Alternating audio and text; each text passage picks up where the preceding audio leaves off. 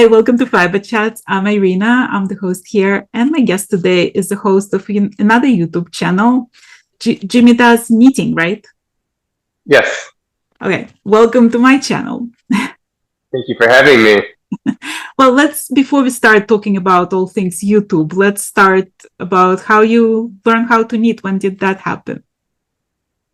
That sort of happens COVID-ish, I would say. I went to a knitting store, my local knitting store, kind of in Amsterdam. It's no longer around. And I said, I want to knit something. What do I need? And they set me up with some really weird, like needles and yarn, and I wasn't digging it. So I actually crocheted for about a year and a half and never touched knitting. And eventually I was like, I need to make a black cabled sweater. Like, that's something that I have to have in my wardrobe. So I went down to Stephen and Penelope, had them set me up all right, and I just started knitting, and I never looked back from there. That was like 2021, so I haven't been knitting for very long. Right. Well, I mean, most people, when they start knitting, they start with like something rectangular scarf or like a little swatch. You start with cabled sweaters. How did that go? I did not start with cable sweaters. I knit hats for a long time. I did knit one per one and around, which I'm really glad for because I combination knit because I used to, I taught myself on YouTube and I used to crochet. So I really was not sure and I was twisting all my stitches, so that was pretty good. And then I tried a couple of like easier sweaters first, but then I went like, I think by my third sweaters, I was doing cables. Combination continental has a bad reputation among majority of knitters because people think it's twisting every stitch, right? And I actually put tutorial, and I know that you talked about it as well, about the stitch orientation, how to read your knitting, and how to knit combination continental. Are you finding when you knit combination continental that people question you about it? I don't know if anybody looks at my knitting that close. Like, nobody really sees me knitting. It's just kind of what I do, and it works out great for me. I don't have any issues with it. I think you do have to be more aware of your knitting and how to read your knitting, which I think can be more difficult for some people. But once you figure that out, you're like good to go. Right. And if you guys wondering what we're talking about, there is a tutorial on my channel that's it's under the playlist of combination continental knitting, so you can watch it and like figure out what technique we're referring to here. You mentioned in one of your videos that you actually use less yarn because you knit that way. I think I do. I always have leftovers, and when I've done a couple of designs, I've like added some yarn quantities to my patterns, and then the test knitters were like, we needed to order another skein. So it uses a lot less yarn, and I was really shocked by that. And I have to be sort of conscious about that when I do things. Actually, that's how I have most of my stash. Is I buy a garment's quantity, and whatever's left over is kind of what goes into my stash. I mean, I think like 10 to 15%. Right. Yeah, and I think so too, because it shortens the distance between the knit and purl, especially if you do ribbing. Yes, for sure. Well, you talk on your channel a lot about modifying garments because most of the patterns out there are designed for a standard woman, basically. Was it difficult from the beginning to find patterns that would fit you? No, at the beginning, I went sort of with things that were done for men because I thought that that would be easier, but I would mess up with my gauge or I wanted to modify it a little bit because we spend all of this time knitting, and I think anybody wants a good fitting garment and something that they can like and wear. And so I think it's just part of the process. And then from there, you learn to, what works for you and what doesn't work for you and your body. And I think that that's something really important, especially because, things aren't designed to like fit me exactly, but I make it work for me, whether it's, sometimes it's big changes, sometimes it's smaller changes, but I think it's really worth the time to sit and do that because I'm not going to spend $100 on something and then just have it be garbage at the end. It's a lot of work and a lot of love is put into these things, and you really want it to make it into something special. I was interviewing one of the first people I interviewed on my channel was Alison Randall, and she's a designer from Shetland. And she mentioned that she never swatches, she uses hat as her swatch. What's your relationship with swatches? I'm a big fan of swatching because it gives me a general idea of things, but my swatch never ends up being my actual gauge when I'm knitting. I know it never is. Even if I knit the swatch flat and then I knit the garment flat, it's never the same. I'm usually a bit looser on the swatch. But I think that it's important for ideas and getting to know the yarn and seeing what works and what doesn't work with it. Sometimes, my gauge is really off. I used to be super tight. Now I'm super loose and I don't know compared to other people what it is. Or, sometimes it's just too tight with the needles. And I think it's important to do that because once again, you're spending all this time on a garment and you need to know in general if it's going to fit or not. That being said, for like hats or shawls or accessories or something like that, I usually just use the recommended needle or a needle I know the yarn looks good in, and then I go from there with that. So I don't always swatch for all of my projects, but I tend to for garments. Right. Um, Talk to me about your design journey because I mean, first you're starting to knit just like a few years ago, but you already have 6 designs under your belt. What was that first design decision like? I mean, it was a couple of things. It's one, I was modifying stuff anyway. I started with one for my boyfriend, which I didn't know about the boyfriend sweater curse at the time. But I bought a pattern. I knit it with the wrong weight of yarn, and so it fits me, but it didn't fit him. And I was like, I'm just going to essentially do my own version of this with some modifications and in a different weight yarn, and we can go from there. But I've always been a creative. I went to architecture school, actually in Boston, where you are. And I have that designer's mind. I worked as an interior designer for many years, and I am creative, and this is now my creative outlet. I've changed from design professionally to management, and so this is how I get through some of that. So sometimes it's just like a swatch, and what does it want to be? Sometimes it's a yarn. How does it want to knit up? Sometimes it's like a need. Like this sweater that I'm wearing, the Troy Boy, I needed like a basic top down fingering weight sweater, and I just couldn't find one, and so I made it. And I think that that's kind of what happens. And sometimes you just like have an idea, and your fingers are itching to make it. I was watching this morning, and I was like, "Does this need to be a jacket? Does this need to be a scarf?" I'm not really quite sure, but it just is something that sometimes it pops in your head, sometimes you see it out, but usually it's while I'm in yoga. I do a lot of yoga, and it happens when I'm like meditating or I'm in shavasana, and then like these colors will come or these ideas will come up, and it's time to sketch, time to swatch after that, and go from there. Was it difficult? So I'm in the middle of designing my very first official pattern, and I sort of got into that accidentally because I made the shawl for a friend who hand dyed the yarn for me in color that I sent her like a picture of, and she's like, okay, here. And she surprised me with that yarn. So I knitted the shawl and I gifted it to her. And she was like, can you please write up that pattern? So I've been basically approached by people to like try to design for a while now, and I sort of stayed away from that. So I'm calling this pattern Sweet Surrender just because I'm sort of going into the design now. And it's super simple shawl, and I thought it's going to be a piece of cake to write it up. So I wrote the pattern probably like in 15 minutes, sent it to the tech editor, and as soon as I sent it, I realized that I forgot to mention which yarn to use where on what section and how to deal with it. So it's like, even when it's super simple, it's seemingly simple, when you actually sit down and write that pattern, there's so many details that like escape you. How did you find learning how to write the pattern? And when you look at your first pattern now, when you look back at it, would you change something about it? I think it would always change something. You're always growing and learning and trying different things. Designing and pattern writing are two very different things. And then if you throw in grading into that, that's another different thing. So it's a different set of skills, a different mindset. I was watching some YouTube channel. I don't even know what it is, but it was like they suggested a pattern writing, like how to write your patterns book. I know you've had some people on your channel before that have made the book.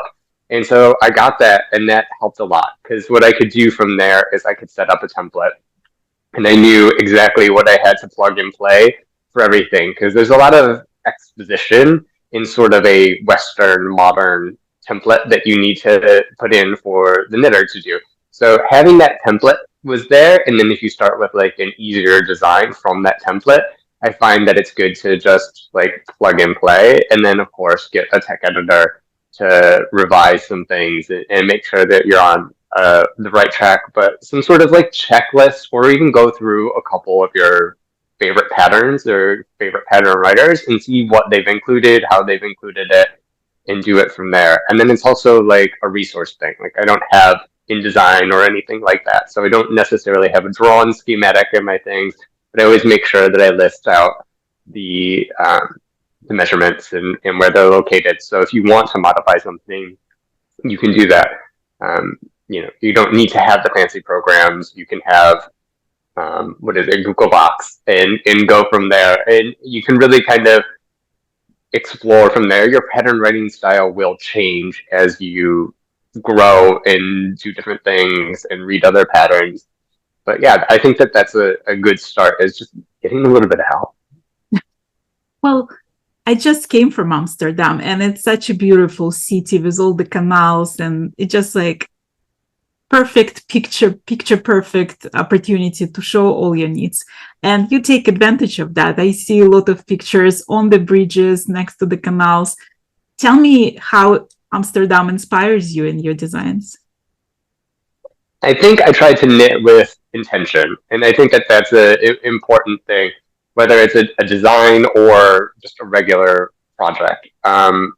It's also a connection to where I am at this moment in my life, or a connection to something else. So I just try to pick elements from it. I knit a Paragon sweater. It was in a Pom Pom magazine a long time ago, and it was based off of the KLM houses, which were done in a technique called Delft Blauw.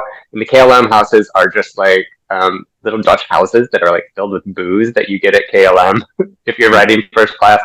And I knit a sweater for my mom. My grandpa had a bunch of those when I was growing up because he traveled back and forth to Amsterdam. So when he passed, we found a bunch, and we all have, some here and some there. And we, just take the inspiration from something like that. Or with the Troy Boy, I got some yarn from Stephen and Penelope. It's a place I live. My dad picked up the color Dutch Sky, which was really cool. And then I, knit up the sweater for him, and I was able to gift it to him. And so now there's a Troy Boy actually in Troy, which I thought was really cool. And so it's just about finding these like little moments where like if you can layer the meaning on, but it's not necessarily like, I'm inspired by the Gables, so I'm making that into like a fringe or something. It's more, I guess, less obvious for me, just something that feels right, or you see something with a little bit of an opportunity, and you take that and you incorporate it into things. Right. Well, you started YouTube channel, and the funny part that you have very similar reason for starting your YouTube channel with me, because I was always talking to my husband about my knitting, and at some point he started rolling his eyes and slowly stepping away from me. And I've heard that it was the same situation with your boyfriend. He was overwhelmed with the amount of knitting discussions, and so you started knitting channel. How was that for you? Like, was it difficult for you to sit in front of that camera and talk about your knitting to the camera?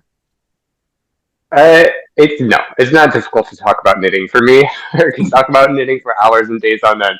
That is not the problem. I think it's more being on camera and presenting, and it's like, what do I talk about? I still feel like my channel's evolving and changing, and it's like, what is my exact rhythm, even with design? Like, what's my aesthetic? How am I doing things? So it's just one of those things where, like pattern writing, you just have to get and do it with the resources you have and see what happens. So I started off on my computer filming videos in my living room. The lighting's really bad, So, we changed locations, I got a better camera, and, it evolves and sees where things go. Yeah, I mean, I just need to talk about it to some extent, and I really feel like I have a different perspective than other people. I see a lot of videos on YouTube, which is where I consume most of my content for knitting, and it's, I guess, fairly repetitive. And I think that I can bring things that I feel are missing from those comments and bring them to my channel and reflect them in my knitting, and we can open a discussion from there. Well, yeah, because you don't do the typical podcast format. You don't talk about the whips and FOs and acquisitions and all that stuff. You sort of choose a theme for that podcast for the day, and you talk about that, right? Yeah, I tried the more standard podcast, and a couple of things that didn't work for me is one, it was like the same stuff over and over again because I tend to knit garments and those take a while. So you don't want like 5 episodes of the same sweater. It gets boring. Also, I don't do acquisitions. I don't buy, a lot of stuff. I sort of buy per project, and I don't know how I feel about promoting, just buying stuff to buy stuff or to get it for like content for the pod. Right. So I don't do that. But when I came with more intention and more like, this is sort of what's happening in my knitting world at the moment, I think that worked for me better just because it sort of like tied it in a nice little bow. There was that red thread, there was that concept, and then I could expound on that a little bit more. And I also think that it makes it a little bit more searchable or like a little bit more varied. Like I have videos about, fixing garments or, what I'm doing with intarsia or whatever else, black sweaters usually. But, they all sort of fit where my mind is at. And it's a good journal for everything. Do you think like the fact that you are a YouTuber pushes you to knit more projects just to have more things to talk about? I really try to keep it into what brings me joy and like what I want to do. Because I know I could do different things to get more views or, for the pod, but like, would that stress me out? Would it not? Like, I try to avoid doing that. Sometimes I do like ask on a cheeky project just so I can just like talk about it into it in addition to the other things that I have. But I don't necessarily feel the pressure to cast on or buy things just for the podcast. I really tried to stay centered into this is what I'm doing, this is what's going on. So let's focus on that for now, and then when the next thing comes, then I do it then. And my mind can change. So I think that if I really, I'm fairly monogamous. I only have a handful of projects at one time, and that way I can really dig into them. I can concentrate on them, and then like in a month, if you watch my podcast, then it's something completely different. Well, one of the things that I always forget to do is the typical YouTuber thing where you say, please remember to click that bell button and subscribe and like and share and put a comment. Do you do that? Do you find that comfortable to ask people to follow you? And guys, by the way, please, after you're done watching this interview, go click on that subscribe button on Jimmy's channel and leave a comment and some encouragement and put a like on the video as well. So are you comfortable with asking people to do that? I'm getting more comfortable with it. I'm very much, and this is also professionally, it's like, I do a good job. You should just follow me. It's very much of like, why aren't people doing this? So, I mean, it's part of what you, I guess, have to do. And I feel a little silly saying it, but it's part of the game that you play. Like, I want to grow my channel so I can get opportunities to work with different wool producers, different designers, different, whatever in different spaces. And I think that, having the following is part of that, and seeing what opportunities come from, what you showcase and what you talk about and what you try to represent. Well, I mean, to me, it's always sort of funny because I can never predict what video is gonna be popular and what video is not nobody gonna watch. Like sometimes I have an interview that I immensely enjoy and it doesn't get that many views, and sometimes I put something out there like my recap of some festival or something and it gets like tens of thousands of views, and I'm like, why didn't they want to watch that, right? Do you question the success of some videos that you put out there? I do. I do. I have this one particular video where I talk about Pulse yarn, super soft, and that is by far my most watched and engaged with video. And I just kind of did it as like a one-off, like I needed to fill a week because I didn't have really like enough to show and talk about properly. So I was like, I'll just talk about this yarn that I enjoy. And it's my most watched thing, and people are like, "Oh yeah, I found you through there," and it really surprised me. So I mean, I think it's kind of funny. The other videos that you don't think are going to do it, that don't do as well as you think, it's sort of like it's a shame. But I think I can appreciate the ones that really do show some success and some perspective, I think. I'm just sort of like, half of me is resentful to do what's popular and what gets the views, because like I want to do what I want to do and not necessarily be there for the belly dance of the entertainment of the population. So it's like it's that delicate balance of like how much do you allow the analytics to influence what you produce, right? Yeah, I mean, but I think for you, and you have a very different type of format than most type of people, and I think I have a variation, let's say, but in general, I think that's your USP. It's your unique selling point. And I think if you stick to what's true to you and what's true to how you want to represent this, part of the crafting world, then I think that people will resonate it with it and recognize it and then want to join you because of that. So that's what I try to stick to when I'm like, when I don't have a video that's as successful as I would want. Just thinking like, yeah, I'm here to talk. I enjoy doing this. This is what I want to share. This is what I'm going to continue to share. I'm not doing this for a business, me personally. So I just kind of keep it at that to try to keep it enjoyable and fun.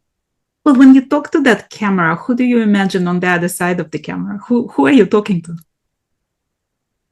And myself, like I don't have a target audience. I haven't met many knitters like me, and that's I guess in multiple ways, let's say. And so I just talk to what I think I would like to hear, and I hope other people feel the same way. So talk to me about the community. Like you have Instagram account, you have Ravelry, you're on YouTube. How did that community grow, and how did it change your life? It's still growing. I think it's weird when somebody recognizes me or talks to me. It doesn't happen often, trust me. But every once in a while, I'm like, oh, people actually see this stuff. It's mostly just me expressing myself and seeing what comes out of that. And I think that I connected with a lot more male knitters than I have before, and I'm able to see their perspective and something different than I guess what I see on YouTube. So I think that that's really nice. And people are very supportive, and I think that that's one thing that is important to say. Is I think a lot of people in the yarn community or the crafting community, they want to lift you up, and all voices have a place to be heard. And I think that that's really important. And I tried to do that a little bit too. But do you feel like there is space for all of us out there on YouTube, or do you think like we all bring individual points and like there is audience for all of us, or is it oversaturated market at this point? I think it is slightly oversaturated. That being said, I do think that there's a place for everybody. I think if you want to produce some content and put it out there, then it's your prerogative, and I think you should go into it. Not all of us are going to be super famous. I'm certainly not, and nor should you expect that. But if it's something that you want to do, just like go for it, and don't worry about being lost. If you want to make the content, then just go for it and talk about what you're passionate about. It's so funny because like when I started, my goal was to meet as many knitters and crafters as I could and just hear their story and get to know people. And now there's like 300 interviews or something on my channel. And to me, it's still the most precious part of having my channel. What did you get out of it? Like what's most important to you? I think it's maybe like a mental health sort of thing. It's just I have so much going on in my head, and it is just to like get it out to make it, in some sort of box. I wouldn't even say like a pretty one. To express myself and to keep me driven and going. Like this last year in my life has been, I wouldn't say bad, but it's been sort of like meh. And knitting has really been something that I've taken to, and I think without that, without trying to write up patterns or doing my YouTube channel or Instagram or whatever other aspect I'm doing, I would be absolutely insane right now. So I think that that's really important for me, and that's what I enjoy about it. In addition to like the process, the craft, all of that. But I mean, it really gets me on an even keel, I think. Well, you are extremely productive because not only like in the short time that you learned how to knit, you already have 6 designs published, but you have a bunch of videos on your channel. You also managed to paint the walls in your house and furnish it and all that stuff. How much time do you need a day? Is that a secret? It's not a secret. I will say, don't compare yourself to me or anybody compare themselves to me. I've actually been unemployed for the last year, which is part of the reason why my output is so great. But I do knit. I knit quite a lot. Like I'm a slightly faster knitter, but I probably do like 3 or 4 hours a day at least. So that's how I get so much done. Well, when I'm thinking about knitting, there's like so many patterns out there, right? There's so many things that I feel like I still haven't touched, I still haven't tried, I still haven't learned the techniques, and I want to do this and that, and I wish I had 5 more sets of arms and another 48 hours in a day. Do you have the same thing? Like I feel like I wasted half of my life not knitting, basically. Do you get the same feeling? Oh yeah, yeah, for sure. There's just a lot of great stuff. There's some really beautiful things, some really fun things to knit. I'm sort of limited by what I can do at the moment. I made like a bunch of plans in March. For some reason, it was March was very planning, and then I bought yarn for those plans, and I'm like, oh, now I have to knit these, and I think that's going to take me through the rest of the year. But then things keep popping up, like what if this test knit comes out, or what if I want to submit for a magazine and they reach out to me or something like that? Then it's like, but it will all be done. I think in my 2023 year review video, I was shocked at how much I actually did. I think you have this feeling right now of like, I need to do it all. I need to like get a bunch done. And I think I knit over 50 items last year, which was an incredible amount. And I think I give away a lot of my knits. And I had like maybe half of them in the house that I could look at. And even that was just a ton. So I think that when we feel that way, we just need to take a breath. We need to calm down and say, like, I actually really have done a lot. And then there's a lot of years left of knitting in me to do these things. And sure, you always want more, but really, like, you're doing enough right now. Well, when you started, you probably didn't think it's going to become such a major part of your life, right? Do you see yourself knitting for the rest of your life, or do you see yourself switching to, I don't know, weaving, spinning? There is so many other fiber arts out there. I think knitting will always be a part of my life. To what extent, I don't know. I'm not going to commit to anything.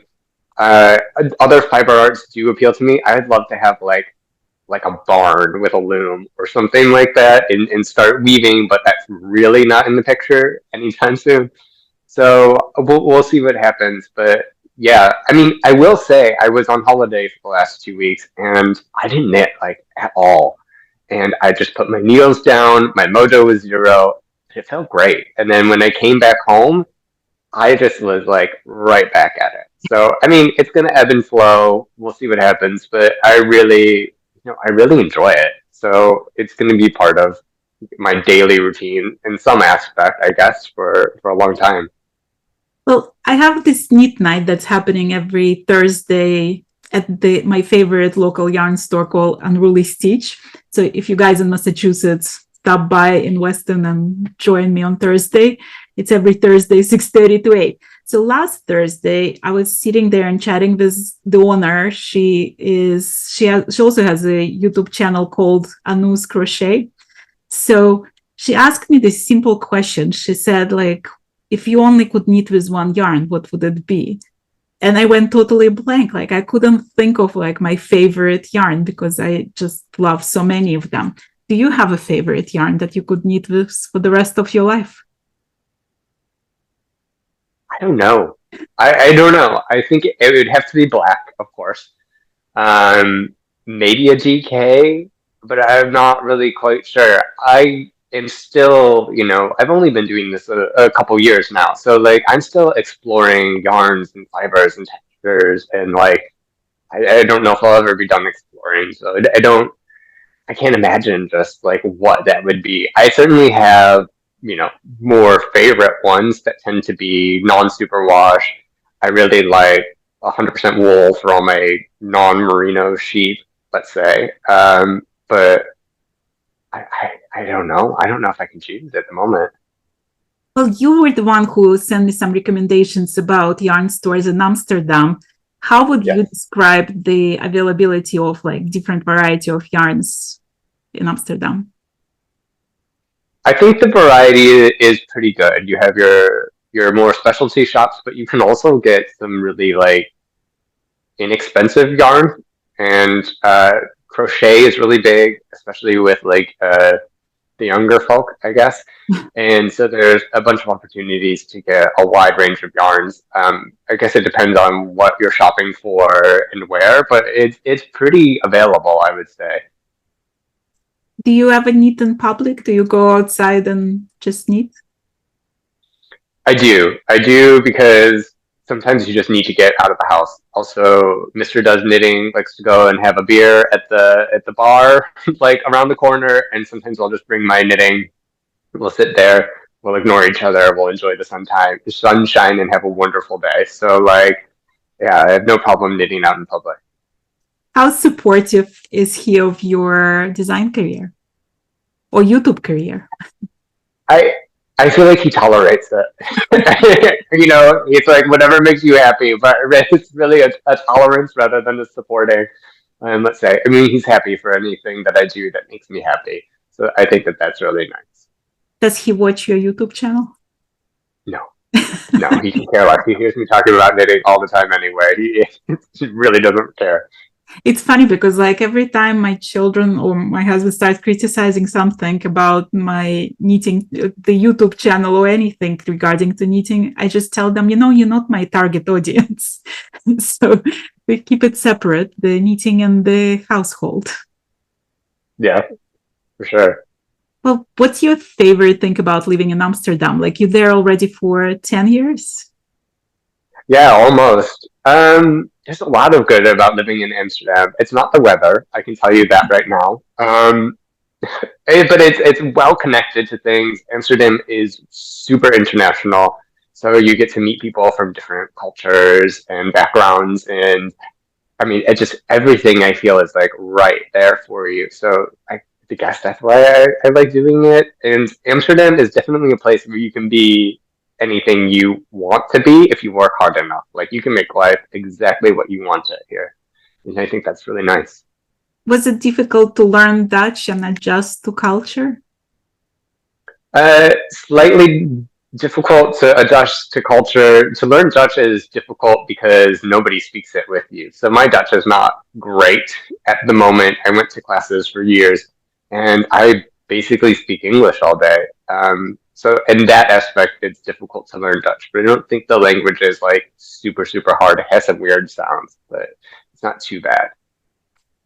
So one of the things we did, like I went with my daughter to Amsterdam, and one of the things that was on our checklist is to try all the traditional Dutch food. Do you have a favorite? What did that take you? 30 minutes? It didn't. It didn't take very long. I mean the desserts. I have a sweet tooth. They have like puffertjes or an apple tart or something like that. Stroopwafel. Those are really nice. I think those are my favorite for sure. Yeah, the apple pie was absolutely magnificent Yeah. because it's very like there's tons of apples and very little dough. It's like it's very unlike American apple pie. Yes, it's very different. Yeah. Well, what's your ambition for your design career and your YouTube channel? Like, where do you see yourself going with that? Ooh, that's a good one. I would love to be able to design more and get it profitable, honestly, but also to like get it out there and have people see stuff and try to experience it. I must admit, like I'm not the most commercial designer because it's still a hobby, so I design kind of what I want, which is not what the mainstream wants to knit. But I think it would be good to get more things out there that have a slightly unique perspective. And I would love to, work with some yarn companies or work with some magazines and grow and do that. I really have like a design mind and I'm super passionate about it. And I think that would be ideal. Whatever form or iteration that takes, I have no clue, but it would definitely be nice to get into some of the more nitty gritty of the industry. Well, is there like a magazine that you would absolutely like love to be in, or a yarn company that you would absolutely love to work with? I mean, a couple, right? Like there's some really like beautiful ones, like Pom Pom. I know it doesn't exist anymore, but like that sort of thing. I feel like there would be stuff that I would design for myself that's more textured and more sort of traditional. But Pom Pom sort of opened the gates of you can have fun and be playful and come up with these like crazy designs for people to knit, and people just like admire and love. And I would love to work for a publication that does that. And there are a couple out there. It's just about finding the right pattern and the right theme and getting that going. In terms of yarn companies, I don't know. I mean, there are some big ones that seem pretty cool to work with. I certainly do try to approach people when I can, but that doesn't always work out because, I'm just a little YouTuber, but we'll see what happens in the future. Well, sometimes when you say it out loud, things come to you because, like, you send it to the Let's hope. universe. If you want to name some names, that's the time. I don't want to like pick and choose favorites. Yeah, I mean, I've really been obsessed with the yarn from Retrosario, Rosa Pumar, and Wool Dreamers. I think that they're doing really good things with like locally sourced wool that's process spun all in like one location. I really like that type of yarn. They're not necessarily using merino breeds or 100% merino breeds. There's a little bit of variety in with that, and that's sort of like the yarn that I'm really like going for at the current moment. Well, what's on your needles at the current moment? I'm doing a series of like pride knitting, so it's kind of like gay stuff to be honest. Whether that is LGBT yarn producers, uh, LGBT designers, or sort of like gay looking outfits. I don't know how else to put it. That's sort of like what I'm knitting right now. I'm knitting like this alpaca like mesh top that's pretty cool. It's the Aura top by Rose Knitwear. I'm knitting the wind whistles with some of the Retrosario Rosa Pomar Vovo that is by Le Garçon, and I have Undercover Otter yarn, which is this really cool like light bluish green color that I'm going to be making like a fun project with. So that's what I'm working on at the current moment. And you also have a mini series on YouTube about LGBTQ and Pride Month, right? It's going on right now. So I've released one episode. There's one coming probably right around when this launches to just showcase some LGBTQ plus designers. I am going to be donating a portion of the profits from my patterns in the month of June to LGBTQ plus resource center in Detroit. So yeah, I try to pick and choose when I don't want to say like political or outspoken, but like I think that Pride Month is something that's super important and is near and dear to my heart. So I wanted to really go for it this year and get some names out there and try to like move some good in the world. How can my viewers help you? Be nice to people, like be kind. I think that that's something that's really like missing is, you know, LGBTQ plus people really just like need some compassion. They need some love. I mean, we all do, but specifically for this, they can also buy my patterns. That would definitely help me. But like promote people who are minorities in your area and really like lift them up. I think that that's something that's super special that we can do with, you know, just a reposting of an Instagram, or you know, you can buy a bunch of their yarn or something like that. It comes in different levels depending on what you can offer and what you can't, but I mean, help support those people in those communities is really what is the best way to help. Right. And I actually did the video on my channel about how you can support makers out there without spending money. Like if it's not in your budget, you can still put the designs in favorites, and that helps the algorithm push your designs so more people can see them. So if doing something like that, you guys can go to Jimmy's Ravelry and just look through his patterns and put them in your favorites and give him hit that subscribe button or follow him on Instagram. I'm going to put all of this information about you and how people can find you in the description of this video. And it was an absolute pleasure chatting with you today on my channel. Thank you so much. Great. Thank you very much for having me. Thank you.